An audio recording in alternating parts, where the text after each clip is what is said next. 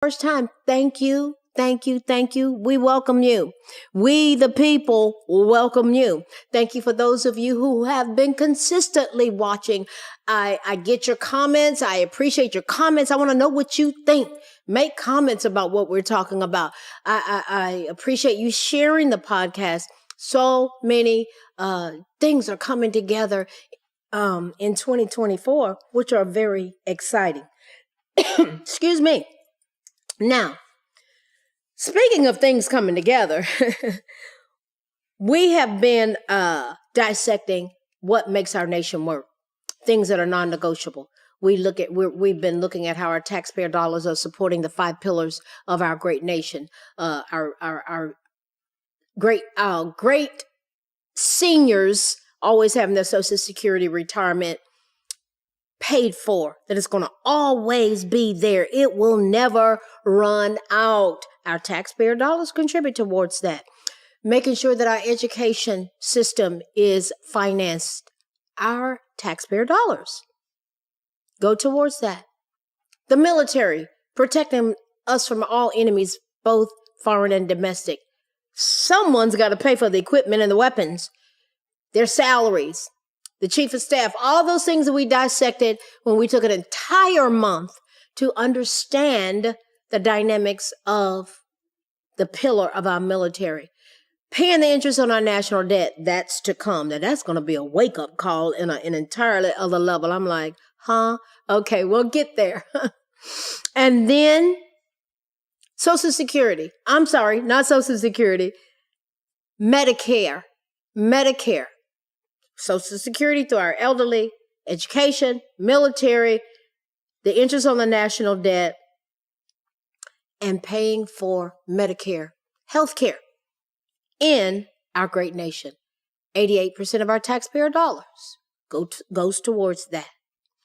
Wait till you find out about the other 12%. We'll get there, the other 12. Yeah, that part. We'll get there. There's a lot of accountability that's going to be verbalized and demonstrated and walked out in our nation in a way that it has not happened before. We are here. We the people, as represented by our flag and our great seal.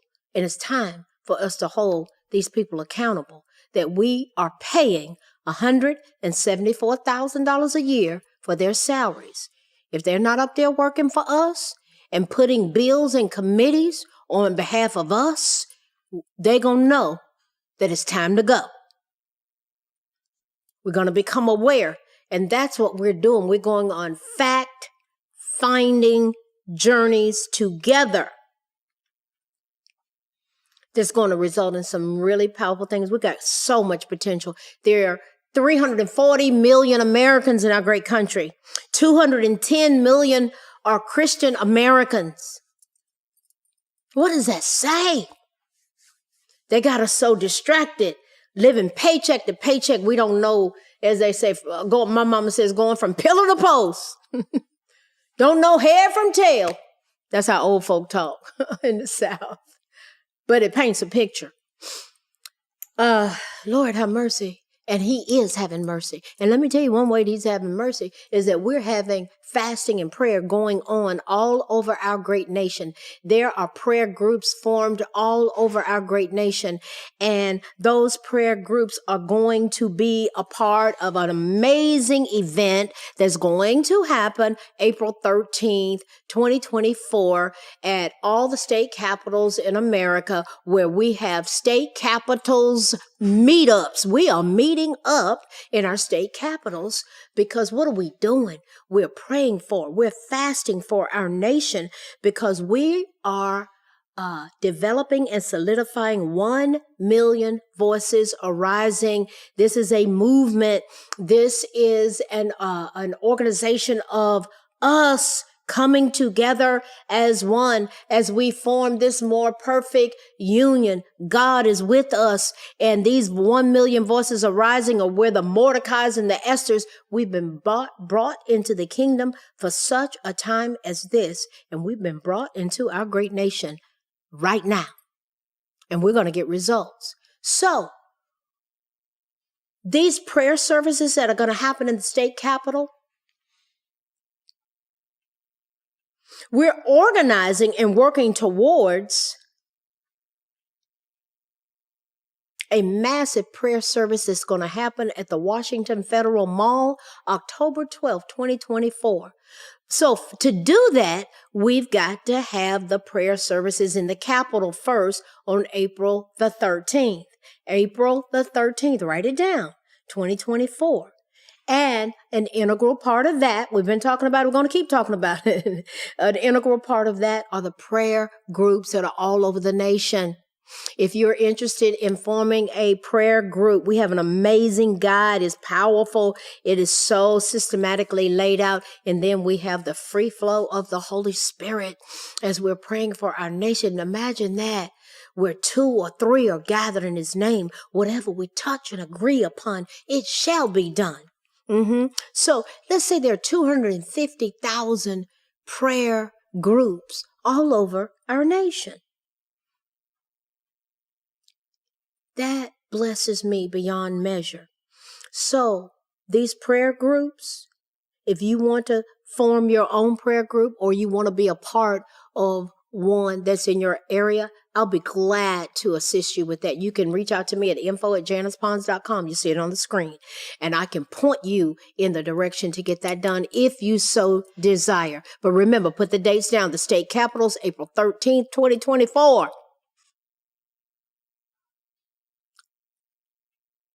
Culminating with this massive prayer service is going to be powerful.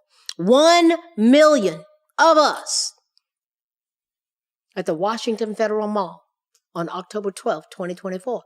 That is going to be amazing. They will hear our voice. God will hear us.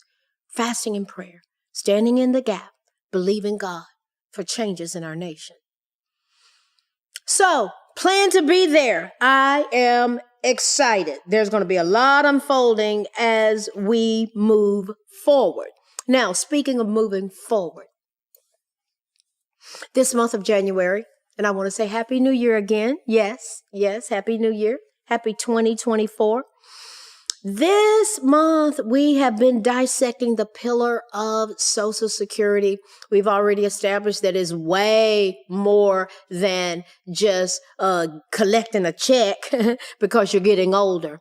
There's so many facets of it. So we've broken it down, the retirement. We've looked at disabilities. And tonight, we are going to look at the pillar of Social Security in our nation, specifically supplemental security income. Supplemental security income. Wow. Okay. So who's eligible for that? We talked about who's eligible for disability. We talked about who's eligible for retirement through Social Security. Tonight, we're going to look at the supplemental security income, SSI. To be eligible for that benefit, you must meet all of the following criteria. This isn't just, well, let me get a check. Yeah, you got to qualify for this. You have to be disabled, blind, or age 65. You must have limited income and resources. This is for people that really need a handout and a hand up. Most of them, wow, there's a difference. The disabilities might be the hand up because we want to get them back to work. They have limited, but when we're talking about SSI, they have limited income and resources. They must be a U.S. citizen or national or a lawfully permitted alien meeting additional requirements. They must reside in one of the 50 states, the District of Columbia or the Northern Mariana Islands, except for a child of military parents assigned to permanent duty anywhere outside of the United States, or certain students who are temporarily abroad. If you qualify, you got to qualify. Who qualifies? We have 340 million Americans, 340 million of us, we the people. If you qualify for SSI, you can also probably qualify for Supplemental Nutrition Assistance Program, SNAP, and Medicaid on the state level. Do you see how this nation is set up? When Social Security was set up in 1935, it was trying to help people. There are people that legitimately need help. Now, when you qualify for SSI and also SNAP and Medicaid, this can assist with doctors, hospital bills, and assist with food. Listen, guys, some people are just flat out struggling. They have no clue. Look on the streets of San Francisco. Yes, some of them are addicts, and some of them are so severely physically and mentally disabled. They, as my mama said, they don't know their left from their right. And seriously, they are not oriented. They don't know who they are. They don't know where they are. They don't know their location. They're not oriented by four. So who gets SSI? Adults and children might be eligible for SSI if they have, listen to this, little or no income. They are poor. They are struggling. They don't have an income, or they have a very small amount of money available to them. They have little or no resources. They don't own a home. They're trying to figure out housing. And they have a disability, blindness, or are age 65 or older. This is real. When this dynamic is going on, they have little or no resources. They don't own anything. Common resources such as vehicles and money in bank accounts. The resources cannot be more than $2,000 for individuals or $3,000 for couples. Do you see how serious this is for these precious fellow Americans of ours? They're trying to figure out how they're going to eat. They don't even have a car. They don't have resources. This is, when we're helping our fellow Americans, like it's just loving our neighbors, we love ourselves. SSI provides monthly payments to adults and children who have income and resources below a specific financial limit. And they're 65 or older. They're blind. They can't see. They have a medical condition. And it's going to result in their death. And it has to have gone on for a year. Sounds kind of bleak for a lot of people. There are a lot of hurting people in our nation right now. COVID turned the world upside down. Millions of people died senselessly all over the world.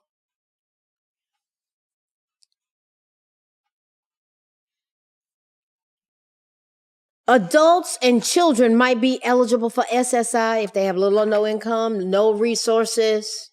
They're blind, they're disabled. So, we know who can get it. Now, how much can you get? Your monthly payment depends on your income, your living situation, things you own, and other factors as well. Programs to get more help while on SSI, food, talked about that, Medicaid, okay? Now, how is SSI different? The supplemental income, Social Security supplemental income, how is it different from Social Security benefits? How? Is it different?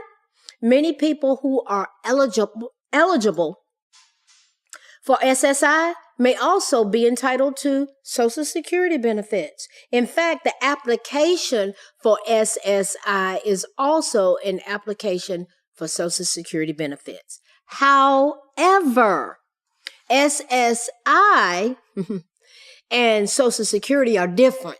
They're different. Social Security benefits may be paid to you and certain members of your family if you're insured. Meaning, remember the qualification, you have to have worked for at least 10 years. You have to have paid Social Security taxes. My 100-year-old mama said, you got to pay into the system. You need to be a wage earner. Oh my God, old people, they just talk and think a different way. And then, if you're self-employed, you got to pay. You got to pay into it. You got some people to do stuff under the table. Well, you're not going to get the benefits. You don't qualify. They got to have a record of earnings. Yeah. Now, where does it come from? SSI. SSI is financed by general funds of the U.S. Treasury, personal income taxes, and corporate taxes, and other taxes. So I got a question. Who's not paying their fair share? People that are working and going from paycheck to paycheck, we sure are paying ours.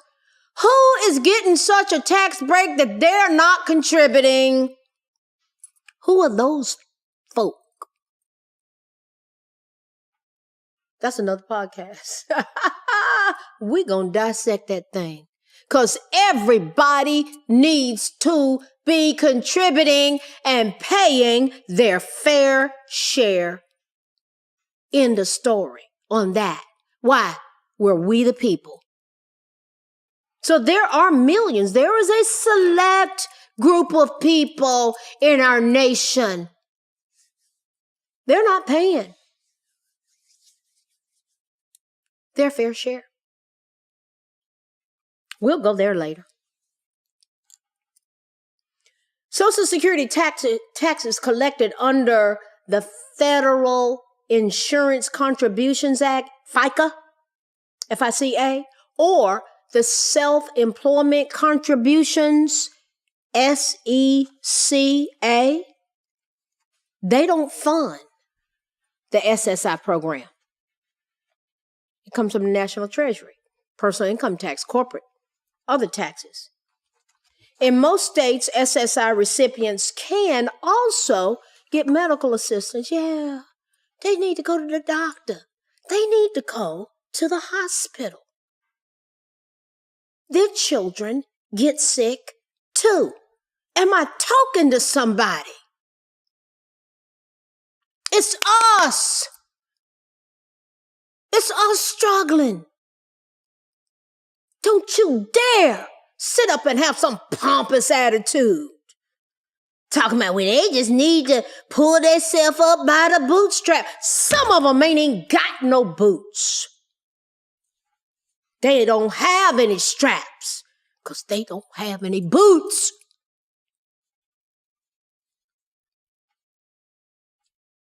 Many states provide a supplemental payment to certain SSI recipients. These people are just broken. They are, listen, They are hungry. They are malnourished. Their children are malnourished. They are part of We the People. They can, if they're getting SSI, they can get food assistance. In some states, an application for SSI, it serves as the application for the food assistance. Thank God. What did Jesus say? When I was naked, you clothed me. When I was hungry, you fed me.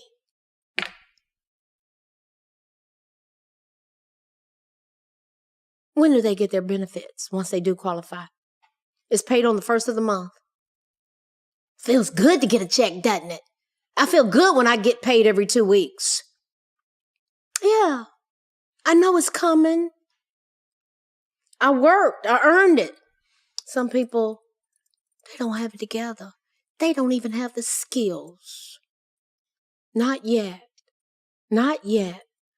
We can believe that they will, but not yet. To get SSI, that supplemental income, what? Some of them, they're blind. They're disabled. They're 65 years old. They got limited income. They got limited resources. That category right there, baby. They got to have a safety net. What we're going to do is just say, well, y'all go ahead, figure it out yourself. That's not America. That's not my country. That's not our country. We're We the People. Oh, God, thank you for helping us. Thank you for this safety net. Thank you for Social Security. Thank you for our nation. In addition to getting SSI, you must also, you got to be a citizen, guys. You just got to, this sitting on fly by night, we giving you something. You got to qualify. Yeah. You got to qualify. We got to qualify. How is SSI like the Social Security benefits? How are they the same? Both programs pay monthly.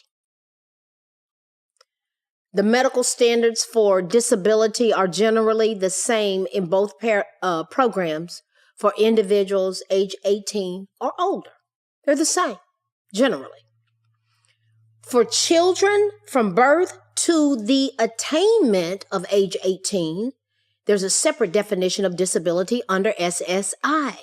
The medical standard is based on the severity of the disability. Remember, we talked about those evaluation categories, the systems of the body. Financial need is not considered at this step in the eligibility process. But here's the thing.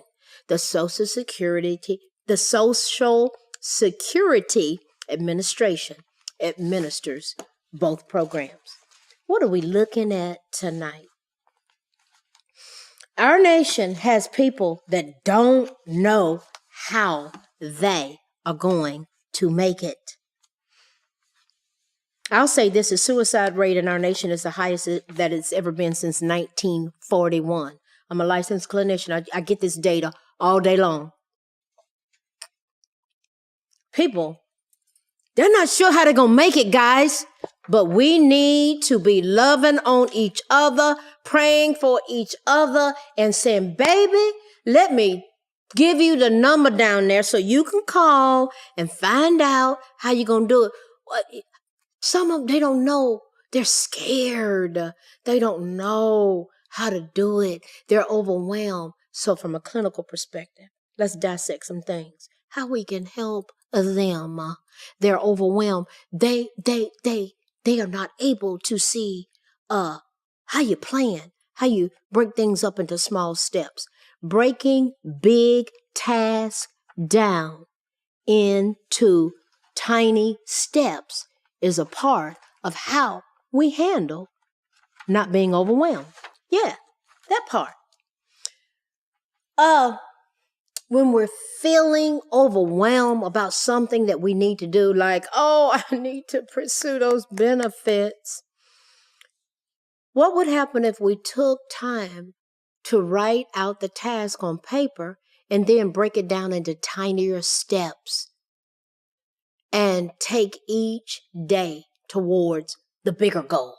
And guess what? Some people don't even have the wherewithal or the mindset to even write it down. Suppose we help them write it down.